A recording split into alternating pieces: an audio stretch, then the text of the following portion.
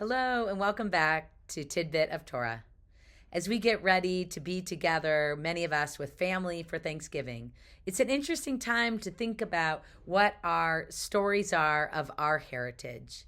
I know for me, it was very meaningful growing up and hearing about the immigration stories of my grandparents who are from Poland and Russia, and the vulnerability and the miracles that they underwent to be able to make it safely to this country. I wonder what the immigration stories are for you and your family and how those might be meaningful for you. Well, this comes up in this week's Torah-Parshat, Cheyei Sarah, in which, even though it is called the life of Sarah, our matriarch, the beginning of this Torah-Parshat begins with the death of Sarah.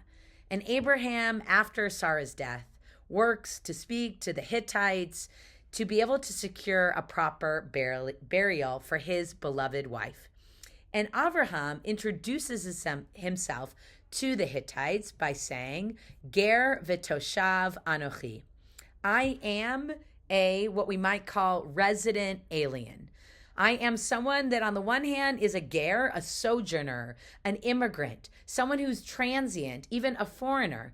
V'toshav, on the other hand, coming from the word that means to reside or to settle, I am a toshav. I am someone that is in residence. Well, this is a fascinating way that Abraham introduces himself and a fascinating concept that actually has great importance in our text and tradition. But it is a bit of an oxymoron, it seems like, right? Like, how can someone be transient and settled, right? How can both those things? How can you be a foreigner and a resident? Well, there's a beautiful teaching by Rabbi Yaakov Krantz, or also known as the Maggid of Dubno, who says that actually it's a choice. We live in this dichotomy of being ger v'toshav, all of us. And it's a choice for how we hold this both settledness, possibly, and the sense of transience and vulnerability in our lives. He says that if we choose to be toshavim, if we choose to present ourselves and live in a way spiritually, emotionally, and physically as if we are settled, then God, by default, ends up becoming a ger. God is therefore transient and not fully present with us if we feel overly settled. And on the other hand, if we choose to be able not only to empathize with with gerim, but to acknowledge the role of ourselves as gerim, as sojourners, as travelers, as immigrants, as those who are somewhat transient in life, if we acknowledge that aspect, our relationship to the world that way, as we read in the book of Leviticus, chapter 25, when God says to us, Gerim v'toshavim yehiyu, that you shall be people who always have a sense of both of those in you. But if we choose to acknowledge our status as Gerim, then God will be a toshav. If we acknowledge our transience, God will be able to actually have a more permanent and present role in our lives. I think this is such a beautiful teaching for today's world at a time when many people have been worrying and continue to worry and will worry about the status and relationship to immigrants in our country and our world.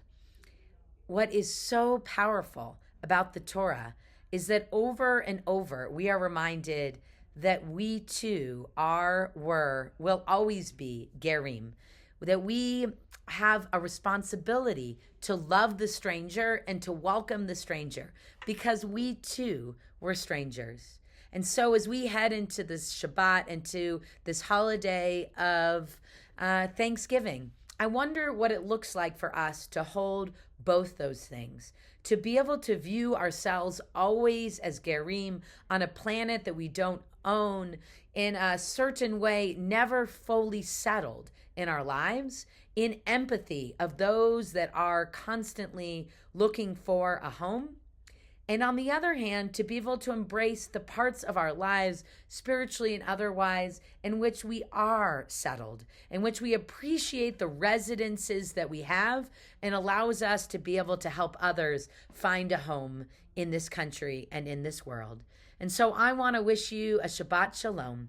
And I want to say, may we all find a place where we can connect to the Ger V'Toshav, to both those aspects of ourselves and the people that are dwelling around us in this world. Because after all, there are so many among us who we can relate to because of our unique and special stories. Shabbat Shalom.